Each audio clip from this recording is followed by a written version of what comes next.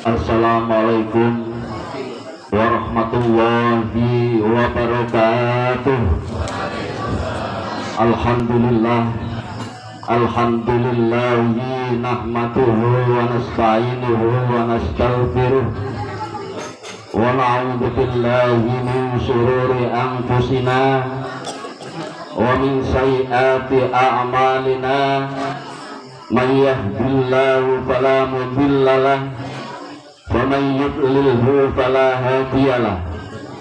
Asyhadu an la ilaha illallah wahdahu la syarikalah. Sayyidina Muhammadan abduhu wa rasuluh.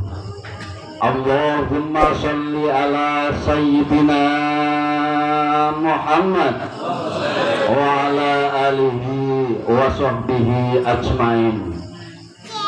Hadratul mukarramun, para alim, para ulama yang senantiasa kita taati,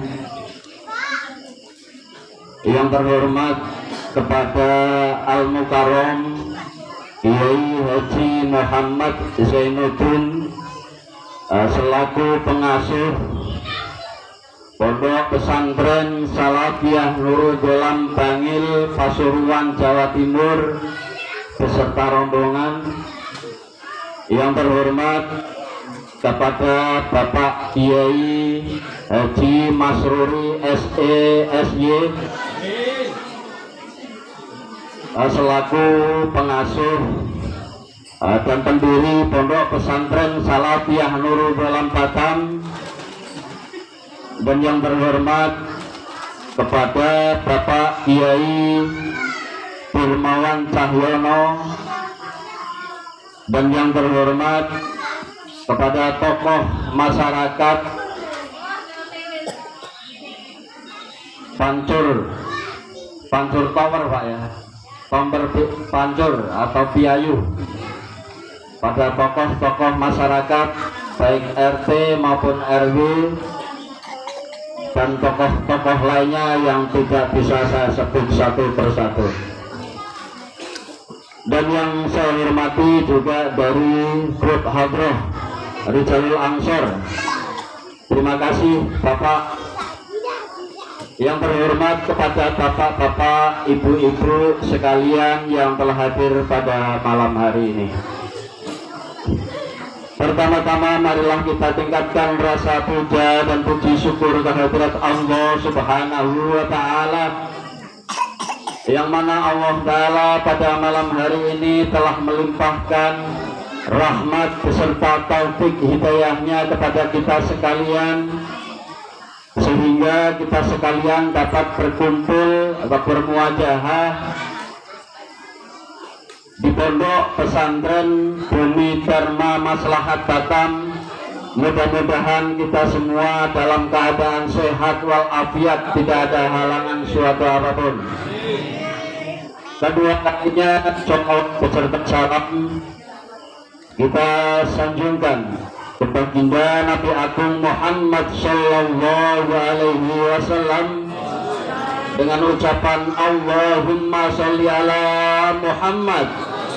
Mudah-mudahan kita semua diakui dan dicatat sebagai umat Rasulullah Muhammad Sallallahu Alaihi Wasallam.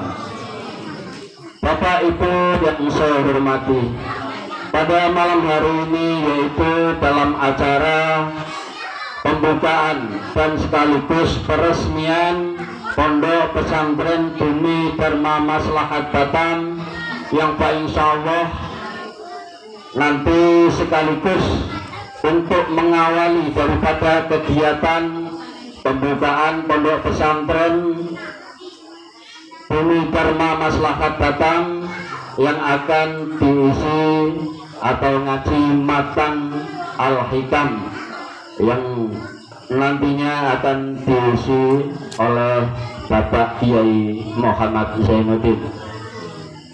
Bapak Ibu yang saya hormati, mudah-mudahan dengan pembukaan atau peresmian Pondok Pesantren Bumi Dharma Maslahat Batam, mudah-mudahan membawa berkah khususnya masyarakat sekitar, dan mudah-mudahan apa yang menjadi hajat daripada pengurus atau Kiai Darmawan Cahyono dapat dilancarkan oleh Allah Subhanahu wa Ta'ala. Amin ya rabbal alamin.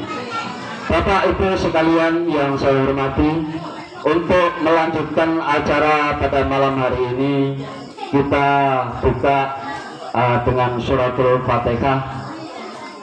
Lillahi ta'ala wa bisyafaati Rasulillah Muhammadin sallallahu alaihi wasallam lahumul Fatihah. A'udzubillahi minasyaitonir rajim. Bismillahirrahmanirrahim. Alhamdulillahirabbil alamin arrahmanir rahim maliki yaumiddin. Iyyaka na'budu wa iyyaka nasta'in ihdinas siratal mustaqim siratal ladzina an'amta 'alaihim ghairil maghdubi 'alaihim waladdallin. Demikian pembukaan acara kita pada malam hari ini. Mudah-mudahan dengan pembacaan suratul Fatihah tadi bisa dapat berjalan dengan lancar, tidak ada halangan suatu apapun. Dan untuk acara selanjutnya yang akan diisi oleh Bapak Kiai Muhammad Zainuddin, untuk waktu dan tempat dipersilakan.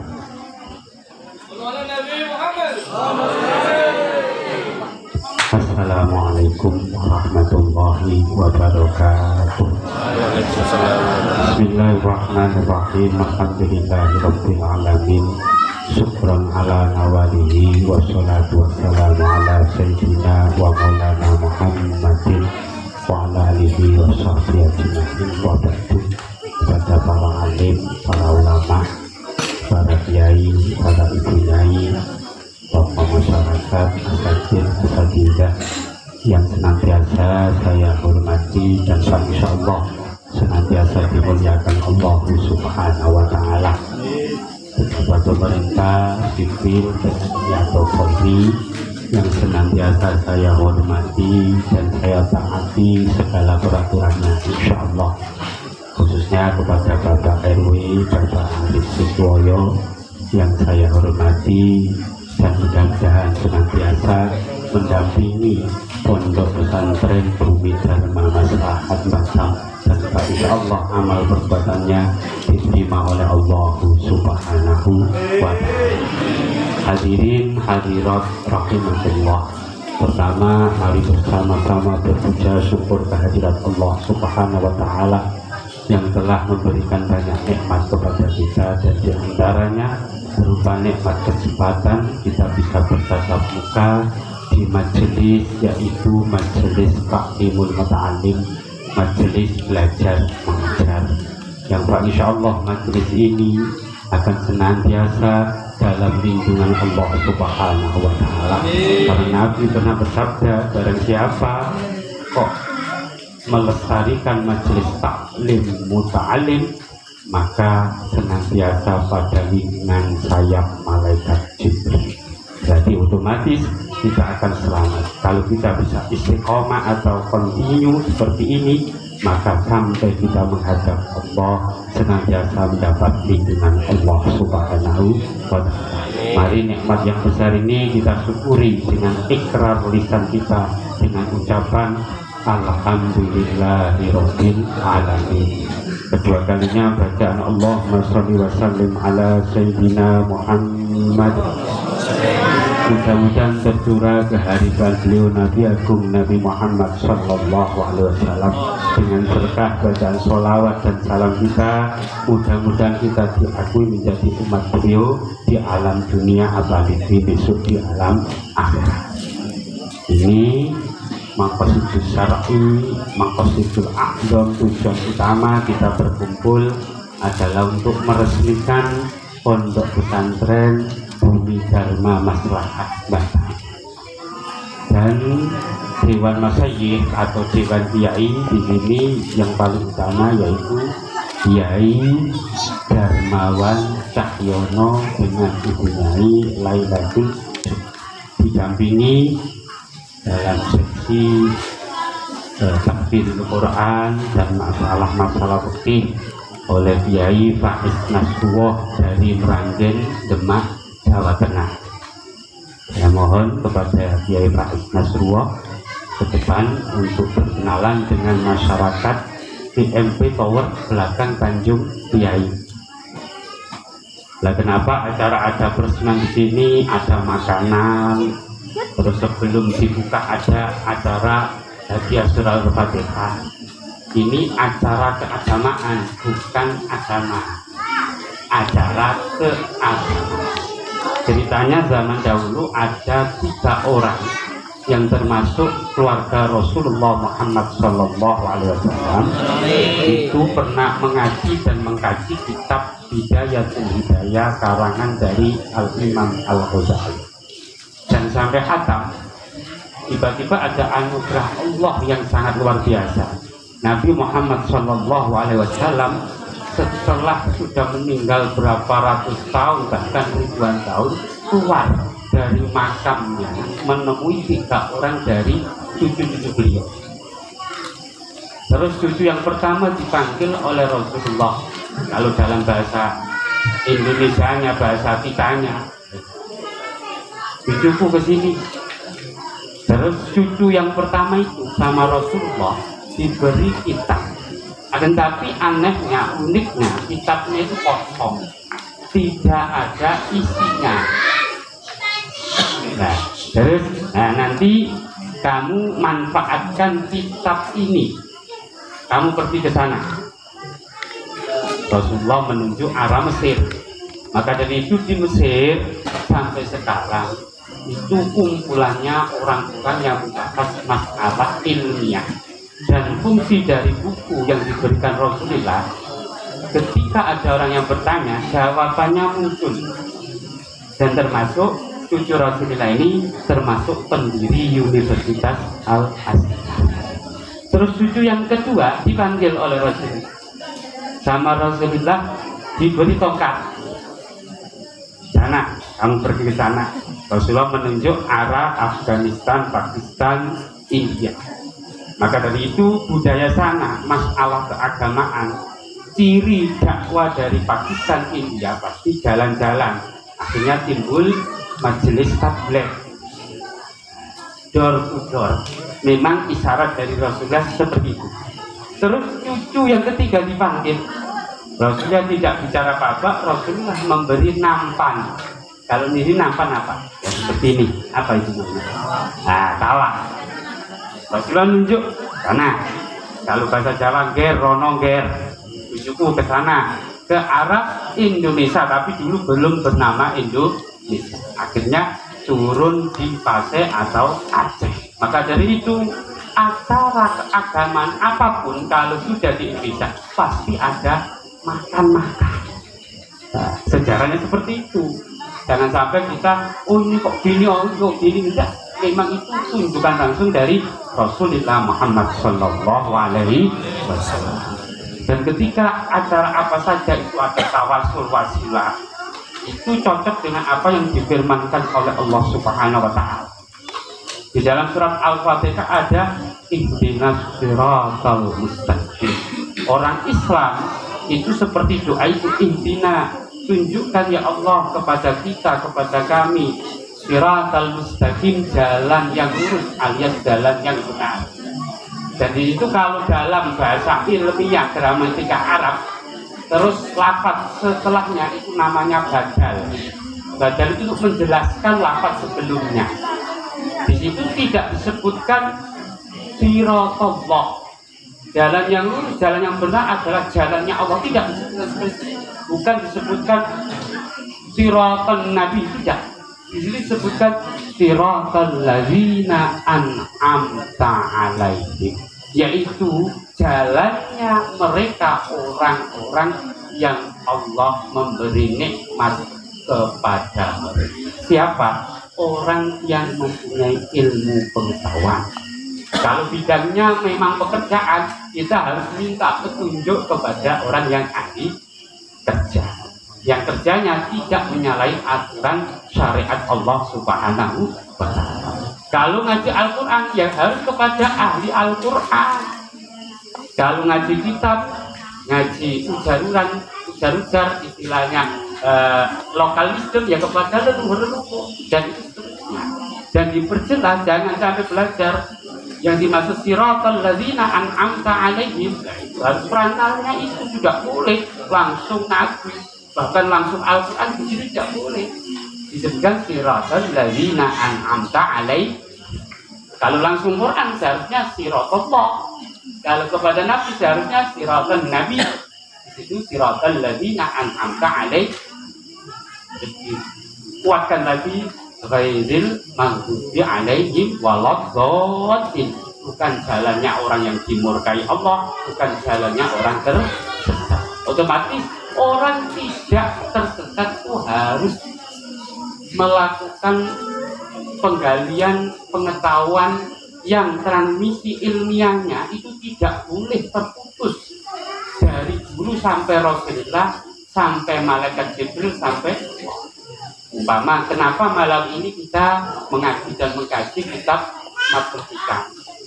Karena yang dari saya itu transmisi ilmiah atau mata rantai ilmiah tidak terputus. Saya dari guru saya Sayyidina Syekh Anwar Sirat, dari gurunya Sayyidina Syekh Juwaininu, dari gurunya Sayyidina Syekh Muhammad Hashim Ash'ari, pendiri Nahdlatul Ulama. Beliau dari mana?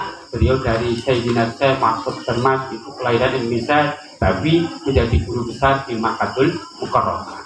Dan Sayyidina Syekh Mahfud Termas dari siapa? Dari gurunya, yaitu panjenenganipun Sayyidina Syekh Zaini Dahlan. Zaini Dahlan dari gurunya Syekh Utsman Abdul Yasin.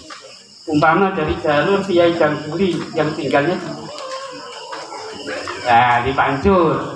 Nah, ketika ngaji matematika, beliau dari gurunya Sayyidina Syekh Mansur Soleh. Sayyidina Syekh Mansur Soleh dari Syekh Juwaini. Nah, itu sambung dengan saya.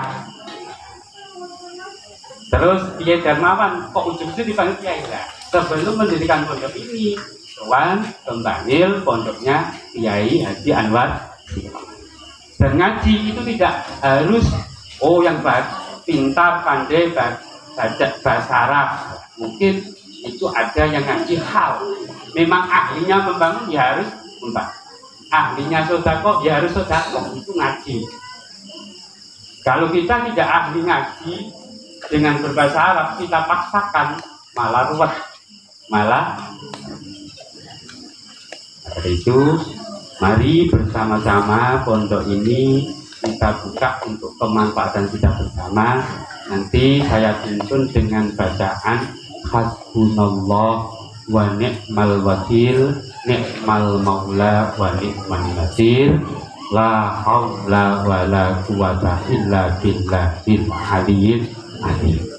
Seharusnya setiap pondok pesantren atau tempat apapun kita mengawalinya dengan bacaan itu 70 kali. Dan tetapi karena ini kolektif cukup 7 kali. Ini sudah lebih. Ayo kita bersama-sama. Bismillahirrahmanirrahim. Hasbunallah wa ni'mal wakil, ni'mal maula wa ni'mal nasir. Hasbunallah wa ni'mal wakil, ni'mal maula wa ni'mal nasir. Hasbunallah wa ni'mal wakil, ni'mal maula wa ni'mal nasir. Hasbunallah wa ni'mal wakil, ni'mal maula wa ni'mal nasir. Hasbunallah wa ni'mal wakil, ni'mal maula wa ni'mal nasir. Hasbunallah wa ni'mal wakil, ni'mal maula wa ni'mal nasir. Hasbunallah wa ni'mal wakil, ni'mal maula wa ni'mal nasir. Wala haula wala quwata illa billahil aliyyil azim. Pondok Bumi Dharma Maslahat Batam resmi dibuka dan ini milik kita bersama. Cuman ketika ada guru mengajar tugasnya hanya seperti itu. Kalau santri yang diajar memang tugasnya diajar, tidak ada yang atas, tidak ada yang bawah. Manusia harus tahu dirinya, bagiannya di mana dan kemana. Jadi nggak ada guru murid, nggak ada, hakikatnya nggak ada. Kalau yang santri berarti levelnya kiai tapi belajar jadi santri. Kalau yang kiai santri belajar jadi kiai dan menentukan petunjuk hanya Allah Subhanahu wa Ta'ala, yaitu innal huda sesungguhnya petunjuk itu hanya petunjuknya Allah Subhanahu wa Ta'ala. Sebelum pengajian Matlul Hikam dimulai. Saya akan tawasul ila hadratin Nabi Mustafa Muhammadin sallallahu alaihi wasallam wa alihi wa azwajihi wa dzurriyyati wa ahli baitihi wa ashabihi wa ummati ajma'in wa ila jami'i wali aba'i minal anbiya'i mursalin wal awliya'i wasyuhada'i wa tabi'ina malaikatil muqarrabin jami' ulama illah awliya illah jami' sholihin wa muslimin wa syaikhina wa syaikhatina abana ummahatina jaddina wa jaddatina zuwatina dzurriyyatina salamidatina wa man hajja ilaina wa ila jami'i tullab wa tullabati nuridhalam wa ila jami'i tullab wa tullabati bumi karma maslahat badang wa ila jami'il muslimina wal muslimat wal mu'minat al-ahya'i minhum amwat khususan Sayyidina Abi Bakar wa Umar wa Utsman wa Ali khususan Sayyidina Syamsul Qadir al-Jilani Abil Hasan Asyadli Ba'udina Sabali Ahmad Abidani Hasan Husaini Bazudul Saril Habib Abdullah bin Ali Hazad Al-Habib Abdullah bin Ali Hadad Sanhan Al-Siratul yang seni Habibin Ya Ahmad Syazkami dari Maman Susolat Bahaya Barisah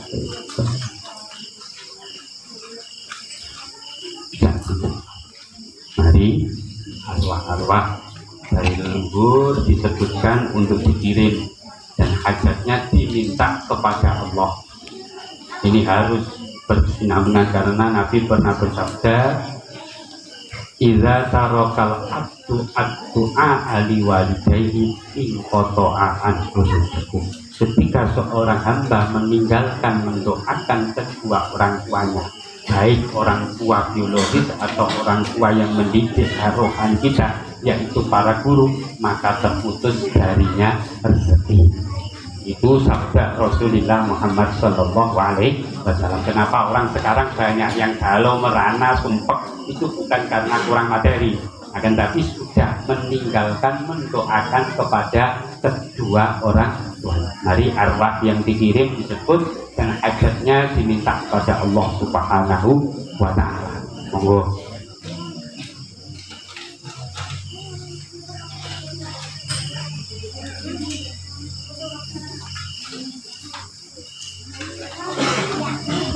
usulihim wa furu'i batil silati wa sanati usulina furu'ina silsilatina wa sanatina ikti hajatina Allah waqti hajati man hadara fi hadzal majlis mubarak al-fatihah. A'udzu billahi minasyaitonir rajim. Bismillahirrahmanirrahim. Alhamdulillahirabbil alamin arrahmanir rahim maliki yaumiddin. Iyyaka na'budu wa iyyaka nasta'in ihdinas siratal mustaqim siratal ladzina an'amta 'alaihim ghairil maghdubi 'alaihim waladdallin. Rabbil wal walidayya amin. Sebelum pengajian Matlul Hikam diawali dengan bacaan Al-Quran sesuai dengan sabda Nabi, terangilah tempat tinggalmu, baik itu berupa asrama atau tempat tinggal berupa rumah, dengan bacaan Al-Quran. Kalau Arabnya nawir buyutakum bi qiraatil Quran. Monggo dipimpin awal kadarnya, dipimpin punya Arina Manajikana, diteruskan oleh Kiai Faiz Nasrullah. Monggo Bismillah Faiz. Apalan. Nanti kalau yang ingin setor tahfidzul Quran kepada Kiai Faiz itu masih jomblo.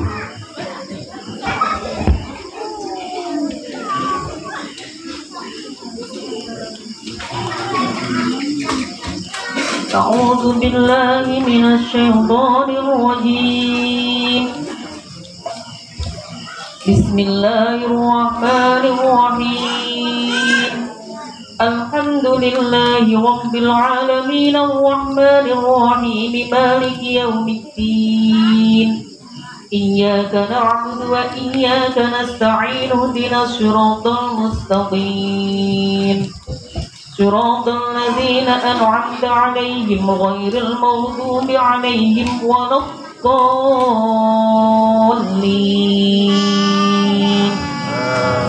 رب اغفر لي ولوالدي ولجميع المسلمين والمسلمات آمين.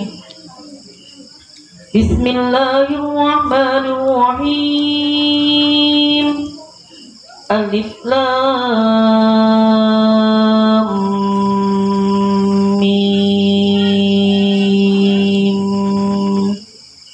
ذلك ذلك الكتاب لا ريب فيه هدى للمتقين الذين يؤمنون بالغيب ويقيمون الصلاة ومما رزقناهم ينفقون والذين يؤمنون بما أنزل إليك وما أنزل من قبلك وبالآخرة هم يوقنون أولئك على هدى من ربهم وأولئك هم المفلحون إن الذين كفروا سواء عليهم أأنذرتهم أم لم تنذرهم لا يؤمنون ختم الله على قلوبهم وعلى سمعهم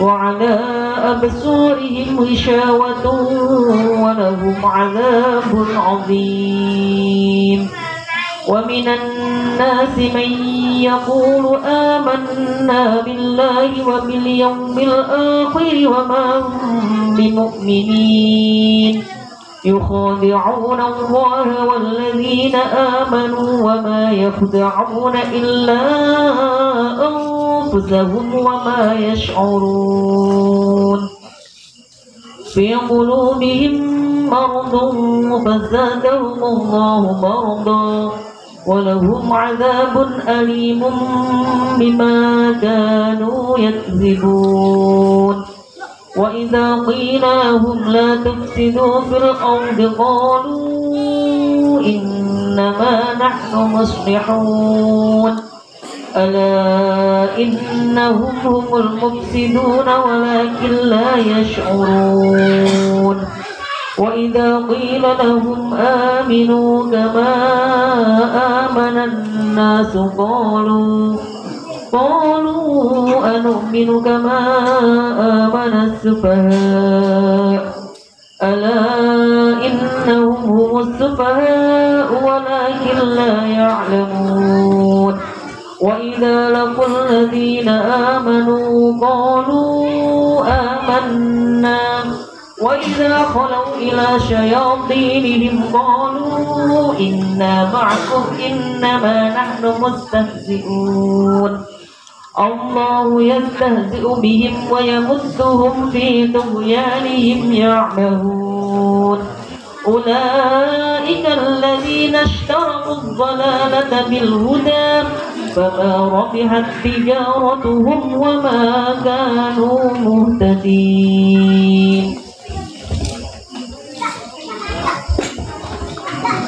مثلهم كمثل الذي استوقد نارا فلما أضاءت ما حوله ذهب الله بنورهم وتركهم في ظلمات لا يبصرون صم بكم عمي فهم لا يرجعون أو كصيب من السماء فيه ظلمات ورعد وبرق يجعلون أصابعهم في آذانهم من الصواعق حذر الموت والله محيط بالكافرين يكاد البرق يخطف أبصارهم كلما أضاءت ما حوله ذهب الله بنورهم كلما أضاءت ما حوله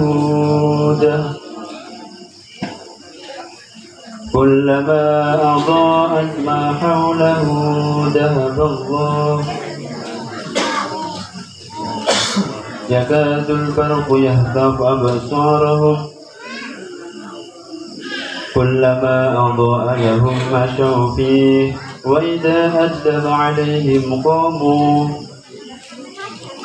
ولو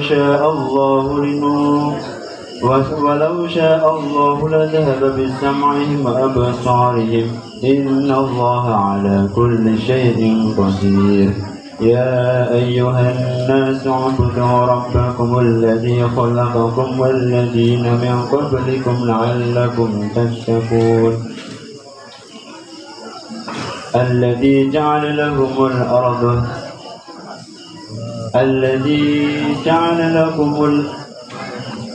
الذي جعل لكم الأرض فراشا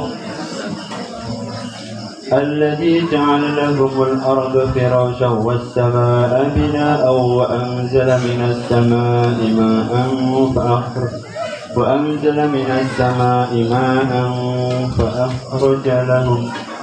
فأخرج بهم من الثمرات رزقا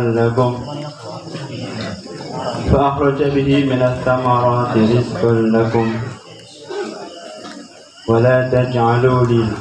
فلا تجعلوا لله أندادا وأنتم تعلمون وإن كنتم في ريب من السماء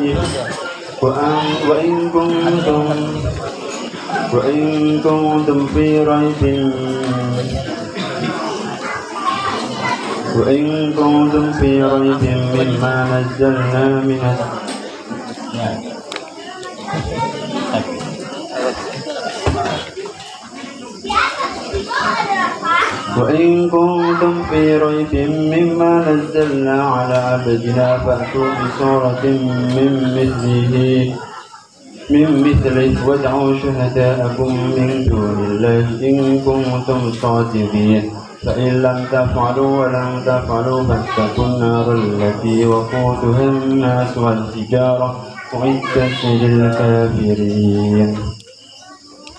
صدق الله العظيم. Ini gambaran metode yang memang dilakukan oleh Rasulullah Muhammad SAW. Rasul itu sudah hafal Al-Quran, tetapi syariatnya harus dibimbing. Akhirnya Rasul itu setor Qurannya kepada malaikat Jibril, dan ketika Rasul membaca Al-Quran, khususnya yang pertama Iqra, itu ketika ditunggu oleh gurunya, Rasulullah sampai sulit untuk mengucapkan. Nah, transisi ilmiah atau mata rantai ilmiahnya Kiai Faiz itu ngajinya Quran itu kepada Kiai Irham kepada gurunya sampai Yai Anwar. Akhirnya semua orang Indonesia itu biasanya sanad ilmiahnya itu sampai kepada Abi Nujud, dan yang biasa dibaca di Indonesia itu melalui jalur Abi Abdurrahman As-Sulami. Beliau dari Sayyidina Ali dari Rasulullah dari Malaikat Jibril dari Allah Subhanahu wa Ta'ala. Itu untuk konteks Indonesia. Nanti menawi panjenengan kok di Mekah sana khususnya ahli baca Quran asli orang Quraisy, nanti panjenengan seakan-akan oh ini aliran sesat, Qurannya tidak sama. Karena kalau orang Quraisy itu membaca yu'minun tidak dibaca hamzahnya, membacanya yuminun. Itu tidak salah, memang dialek orang sana. Kalau orang Indonesia yu'minun, kalau orang Mekah sana yuminun. Jadi bersama-sama kita awali dengan ngaji kitab Matlul Hikam. Nanti menggunakan Jawa dibawa, Arab digarap, Indonesia harus ada. 3 perpaduan, karena yang mengarang kitab ini memang bahasanya Arab, sedangkan proses belajar mengajar antara saya dengan guru saya menggunakan bahasa Jawa. Tapi kita ditetapkan oleh Allah Subhanahu wa Ta'ala menjadi orang Indonesia, maka bahasa persatuan bahasa Indonesia harus kita pakai.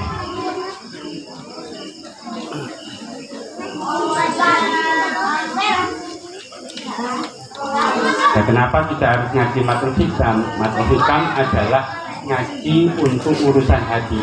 Kalau zaman dahulu pimpinan seluruh dunia, zahiran wa batinan, itu bisa dipimpin oleh satu orang.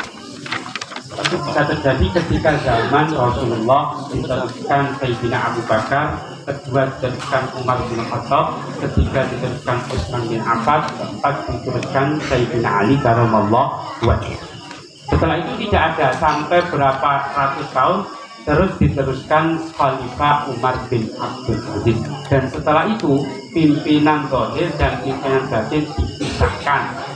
Zaman panjenenganipun Sayyidina Syekh Abdul Qadir pimpinan batin, Wali Agung Syekh Abdul Qadir, akan tapi pimpinan lahirnya sudah raja zaman dahulu.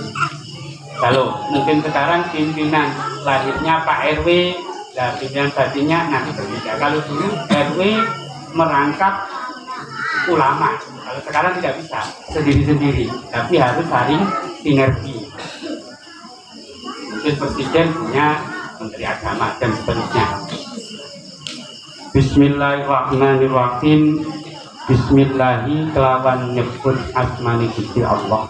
Kalau orang Jawa mengatakan miwiti ngaji ingsun kelawan nyebut asmani Gusti Allah.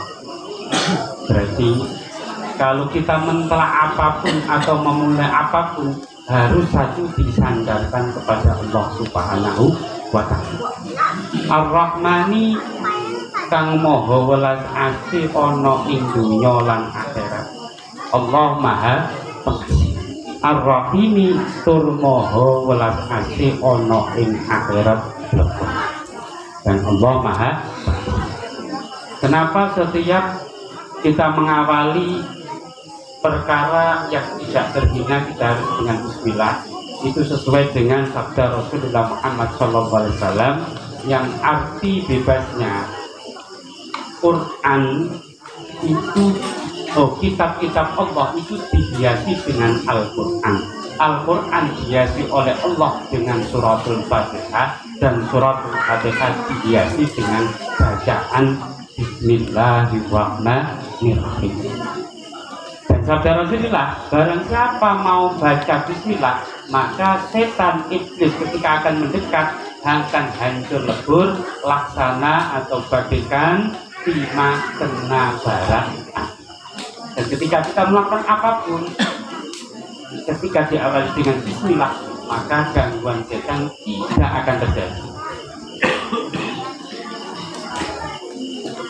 Apalagi kalau kita bisa tahu cara melubangi titiknya baknya bismillah, atau memaknai baknya bismillah, terutama titiknya. Kalau kita bisa melubangi, maka kita diberi oleh Allah kecepatan supersonik. Umpama kita akan ke Jakarta tidak perlu dengan waktu berjam-jam, hanya satu kedipan mata kita bisa. Dan itu banyak diberikan kepada para kekasih-kekasih Allah Subhanahu wa ta'ala. Dan itu pernah terjadi ketika Raja Islam di tanah Jawa, yaitu Hamengkubuwono III, itu setiap menjelang akan maghrib, Hamengkubuwono III itu masuk ke musola. Kalau istilah orang-orang Jawa, sanggar pamujan. Tapi dipropagandakan, diplesetkan oleh orang-orang non-muslim, Raja Jawa itu ketika hampir maghrib masuk ke sanggar pamujan, atau kalau istilah sini musola, itu dipropagandakan oleh orang-orang non-muslim khususnya Belanda pada waktu itu. Oh, Raja Jawa ini berhubungan dengan Nyi Loro itu. Padahal itu propaganda orang-orang non-muslim. Tahu bahwasanya kekuatan dari orang-orang Islam yaitu orang-orang yang melanggengkan budaya, orang-orang yang menghormati kebinekaan dan seterusnya. Padahal hakikatnya Raja Jawa yang ketiga itu mengamalkan bacaan bismillah dan bisa memaknai baknya bismillah. Sehingga ketika hampir waktu maghrib itu pasti masuk sanggar pamujan, tujuannya adalah Mekah untuk menghidupkan lampu di Mekah. Jadi dahulu belum ada lampu seperti ini. Lampunya itu penerangannya minyaknya menggunakan minyak kacang. Padahal kalau di Arab pada zaman dahulu belum ada kacang. Jadi Hamengkubuwono III itu membawa minyak kacang dari Indonesia untuk penerangan Makkatul Mukarramah. Dan nanti ketika menjelang subuh juga masuk sanggar pamujan. Gunanya apa? Untuk mematikan lampu-lampu yang ada di Mekah dan Madinah. Orang ketika bisa mengamalkan dan tahu makna bismillah, waktu itu sudah tidak ada, ruang itu sudah tidak ada. Sekedip mata kita ingin kemana, kita sampai. Dan hebatnya orang-orang non-muslim membuat propaganda, bahkan ketika khususnya orang Indonesia tidak bisa dimasuki propaganda-propaganda yang lain, akhirnya dari kalangan kita sendiri diadu domba. Oh, yang benar bacaan Fatihah itu tanpa bismillah. Itu propaganda orang-orang non-muslim. Malah kita sebagai orang muslim, sebagian saudara kita termakan karena tahu orang-orang muslim betapa hebatnya pengamalan bismillah, sehingga mereka ketakutan. Akhirnya membuat propaganda isu bahwasanya bismillah itu bukan dari suratul Fatihah. Yang lebih ngari lagi, oh bukan ayat dari Al-Quran. Itu propaganda orang-orang non-muslim. Malah kita mengikuti propaganda mereka, bahkan menyalahkan saudara Islamnya sendiri. Alhamdulillah, tapi sekabiani puji kulillahi tetep kagungane Allah Rabbil alamin kang mengerani wong alam kabeh. Para ulama ketika mengarang kitab itu pasti awalnya bismillah, terus dilanjutkan dengan bacaan alhamdulillah alias berpuja syukur kehadirat Allah Subhanahu wa taala, Tuhan semesta alam. Itu pasti. Karena bisa membaca bismillah, bisa menuangkan pikiran dalam kitab atau dalam buku, itu nikmat yang luar biasa. Di sini pasti gandengannya Rabbil alamin, Tuhan semesta alam. Kalau orang-orang dahulu memaknai Tuhan yang merawat alam semesta, berarti tiada suatu apapun yang ada di alam semesta kecuali mendapatkan perawatan dari Allah Subhanahu wa taala, kecuali dicukupi oleh Allah Subhanahu wa taala. Wa sallallahu muga-muga paring rahmat takdim sapa wa Gusti Allah ala sayyidina ing atase Gusti kita rupani Muhammadin sallallahu alaihi wasallam wa ala alihi wa sahbihi wasallam.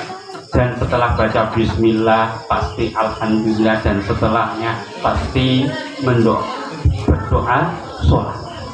Karena sesuai dengan sabda Rasulullah Muhammad sallallahu alaihi wasallam, barang siapa baca sholawat atasku 1 kali, maka Allah memberi rahmat 10 kali dan seterusnya. Kalau kita baca sholawat 10 kali, maka Allah memberi rahmat kepada kita 100 kali dan seterusnya.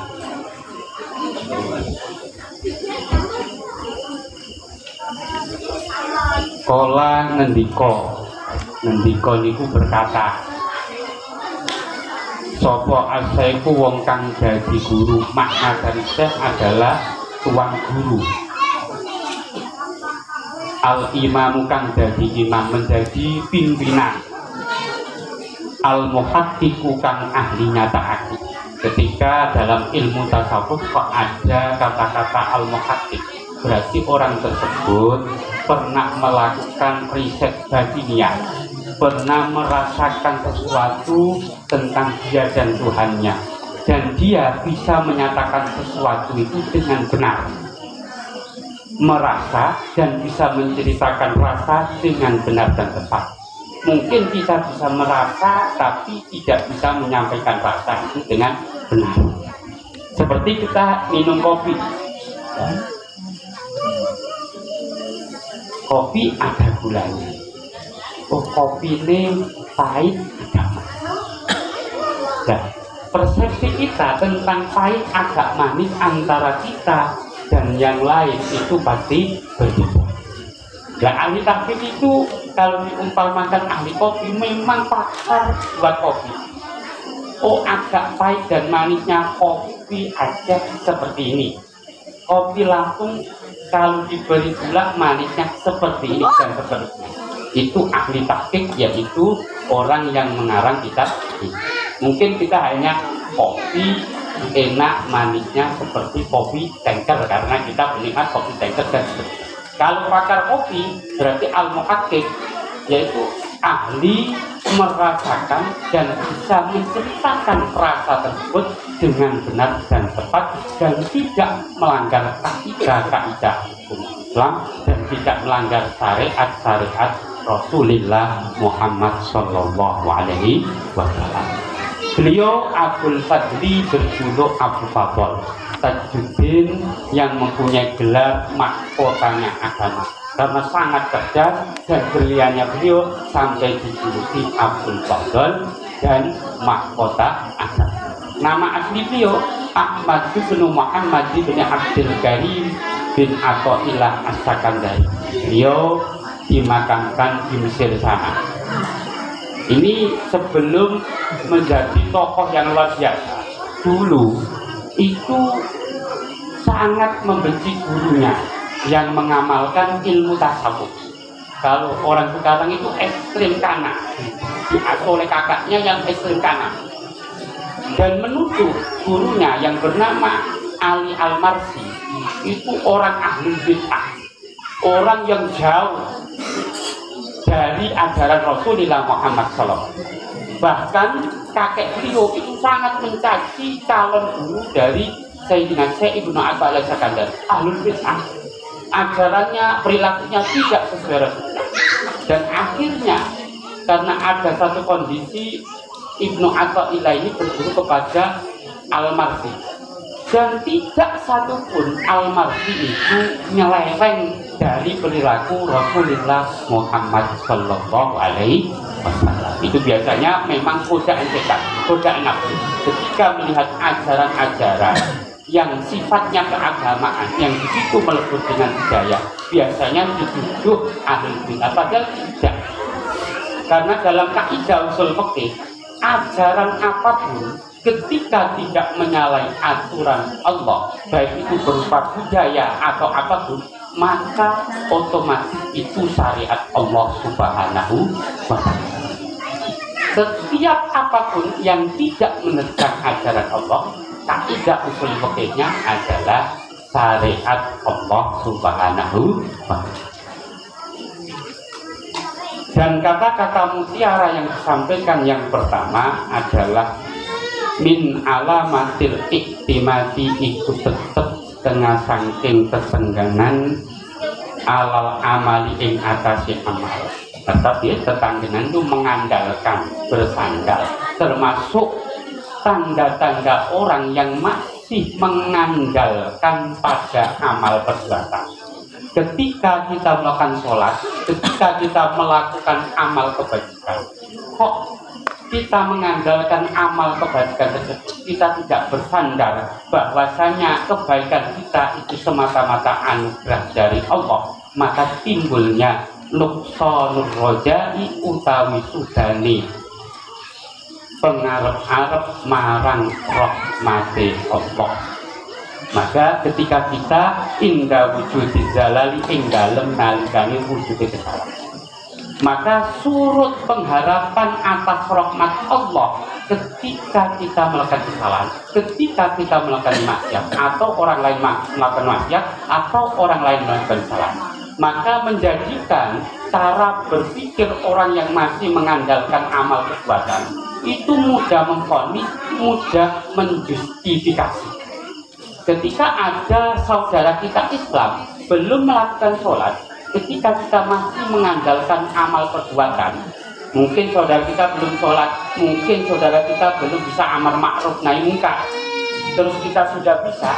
Kalau kita mengandalkan amal baik kita, maka cara berpikirnya pasti surutnya harapan atas rahmatnya Allah. Pasti ucapannya orang itu masuk neraka. Berarti dia menuduh kepada Allah, dosa hamba Allah itu lebih besar daripada rahmat Allah Subhanahu wa Ta'ala. Kalau menurut orang-orang yang membenahi hatinya, dosanya maksiat dengan dosa menganggap rahmat Allah lebih remeh dari maksiat itu lebih besar. Nah, kenapa orang-orang non-muslim sangat ketakutan ketika orang Islam, orang Muslim mulai sejak dini disuruh mengkaji dan mengaji tasawuf? Karena seperti itu, agar supaya orang-orang sama Islam bertengkar. Tapi ketika hatinya bersih, hatinya tidak mengandalkan amal perbuatannya, hidupnya enak. Oh, belum dapat ini. Orang ada maksiat, kita tidak memfonis, tidak menjustifikasi, dia masuk neraka. Rahmatnya Allah, ampunan Allah itu lebih. Maka kita dari golongan apa? Dari golongan mana? Kita masih mengandalkan amal kita atau kita mengandalkan anugerah dan rahmatnya Allah Subhanahu wa Ta'ala? Kalau kita mengandalkan amal kita walaupun banyak orang muji, tetapi di sisi Allah nonsen. Karena kita meremehkan Allah Subhanahu wa Ta'ala. Dosa maksiat itu lebih kecil dibandingkan anugerah Allah Subhanahu wa Ta'ala. Jadi sering kita jadi orang yang putus asa, akan tapi menuduh orang lain putus asa. Ketika ada saudara Islam kita, bahkan saudara sebangsa kita, walaupun agamanya tidak Islam, kalau kita menerakakan, mengkafirkan saudara sebangsa kita, berarti kita tidak melihat rahmatnya Allah. Padahal saudara sebangsa kita walaupun dia non-muslim masih potensi jadi Islam. Berarti dia menganggap Allah tidak berkuasa membalikkan hati hamba. Mungkin Kristen, iki non-muslim gak mungkin Islam. Berarti menuduh Allah tidak mampu itu. Berarti malah nyanyi Gusti Allah dan dia tidak merasa. Dan sering kita daftar nyalek dari Gusti Allah, tapi orang bongso. Neraka yang punya siapa? Allah. Surga yang punya Allah. Kok ada manusia makhluknya Allah, hamba semuanya sedunia adalah hamba Allah. Kok berani dengan sesama hamba kamu masuk neraka, temanku masuk surga? Berarti itu nyanyi Allah Subhanahu wa Ta'ala. Betapa murkanya Allah. Tidak usah jauh-jauh. Teman satu partai nyalon di dapil yang sama, ketika misalnya aja marah.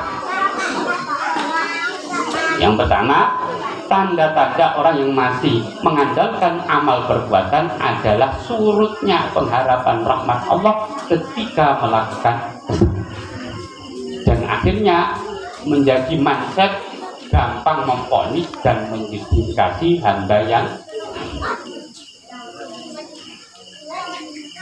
irodatuka utawi ngarepake sira, utawi oleh ngarepake sira.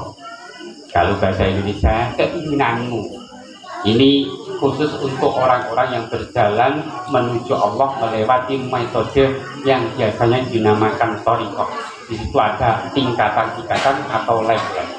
Biasanya manusia dalam urusan rezeki itu dibagi menjadi dua level. At-tajrid ing makom tajrid. Level tajrid atau makom tajrid, kedudukan tajrid. Yang dimaksud tajrid adalah orang yang tanpa berusaha keras di dalam masalah rezeki, tapi dia bisa hidup, bisa survive, dan tidak ada rasa tamak. Biasanya orang ini tidak kerja, hanya melulu ibadah, tapi tidak pernah meminta dan tidak mengharap kepada selain Allah Subhanahu wa Ta'ala. Mengharap hanya Allah. Tapi kalau ada orang yang nggak kerja, akan tapi jual agama, itu bukan tajrid. Itu pura-pura tajrid. Nah, biasanya orang tersebut tidak memasuki level menjadi kekasih Allah. Dia makan bukan karena untuk supaya kuat badannya, bukan. Karena syariatnya sebagai manusia diperintah oleh Allah untuk makan. Apapun yang dia lakukan itu ibadah.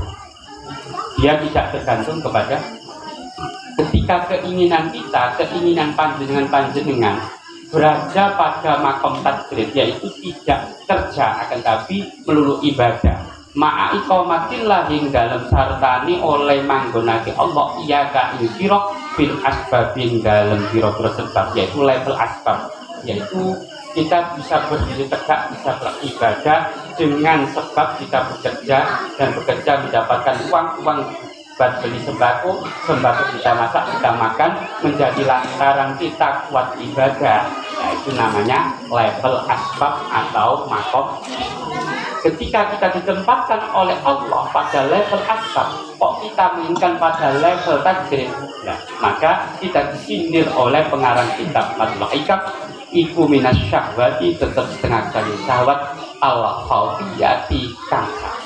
Itu termasuk kepentingan ego kita, kepentingan nafsu kita yang tersembunyi. Umpama kita di majelis ini Kiai Jamzuri ditakdir menjadi kiai,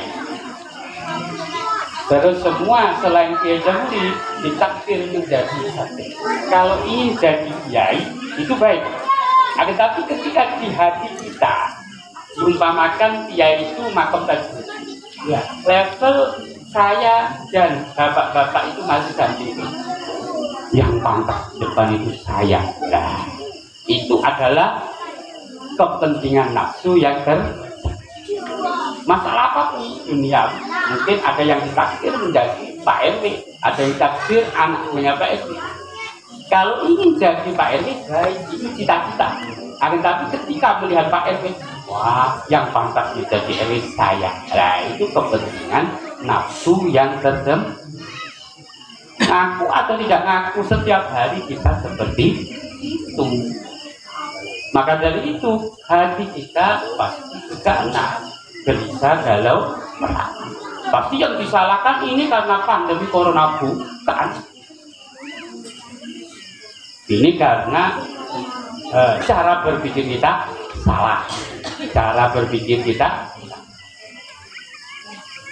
Tapi sebaliknya, ketika kita sudah ditetapkan oleh Allah pada level takdir, yaitu tanpa bekerja, melulu beribadah, kok kita menginginkan berada pada level asbab? Oh, saya kerja nanti uang saya banyak, saya punya jabatan dan seterusnya. Itu menunjukkan kita kena degradasi dari meraih cita-cita yang sudah pada level 10 kok ingin kepada level yang pertama. Kalau yang pertama tadi karena kita tidak bisa mengendalikan hawa nafsu kita yang tersembunyi. Dan yang kedua yaitu kita melorot, terkena degradasi. Dan yang terakhir, sawa bikul himami utai bantere piro-piro hima. Kalau untuk konteks sekarang, kalau yang sifatnya rohani adalah kekuatan bertenaga dalam. Atau kalau orang ahli wirid berarti wiritan yang kontinu. Kalau pekerja berarti pekerja yang Spartan. Kalau itu orang yang ahli bikin acara atau programmer yang luar biasa, kekuatan bertenaga dalam yang luar biasa, ikulah takroku ora bisa berdawa sawi bukul himam aswarul akdari ing piro-piro pager takdiri Allah Ta'ala. Semuanya itu kekuatan tenaga dalam yang luar biasa, tidak sedikit bisa membedeti takdir Allah Subhanahu wa Ta'ala. Perlu diingat, ketika ada kasus umpamanya yang real saja, ada tetangganya bertengkar dengan tetangganya, terus tetangganya satu sakit, pasti ada itu diteluh, disantet, terus akhirnya meninggal. Matinya kena apa? Kena santet? Enggak ada mati kena santet. Mati karena sudah ditetapkan oleh Allah. Santet itu luar biasa, sihir itu luar biasa, tapi sedikit pun tidak bisa menyentuh, bahkan membuka, apalagi membedah tirai takdir Allah Subhanahu wa Ta'ala. Itu hanya istilah orang mati kena santet. Istilah yang benar, yang hakikat, mati karena umurnya sudah habis. Kalau kita kok mengatakan, oh tetangga saya mati kena santet, kok sampai merasuk ke hati kita, maka kita pukul. Karena di dunia ini tidak ada yang bisa menyimpang, apalagi membedah tirai takdir Allah Subhanahu wa Ta'ala. Sering kadang orang itu ganteng, akhirnya jadi sebab mendapatkan istri yang orang itu pandai karena dapat istri cantik karena pandai. Dan itu ketetapan Allah Subhanahu wa Ta'ala.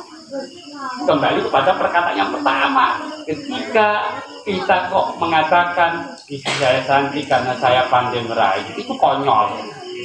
Itu berarti sama saja mengaku bisa mencoba dan memberikan takdir Allah Subhanahu wa Ta'ala.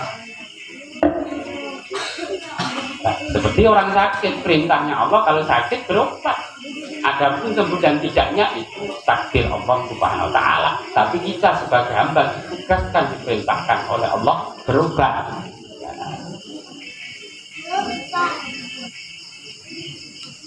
Karena berdasarkan apa yang difirmankan oleh Allah Subhanahu wa Ta'ala, wa kana Allahu ala kulli syai'in muqtadir.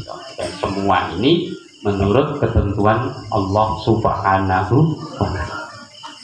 Cuman ada istilah ketika kita melakukan maksiat yang hakikatnya adalah ketetapan Allah, untuk etika, untuk norma kita menisbatkan kepada diri kita.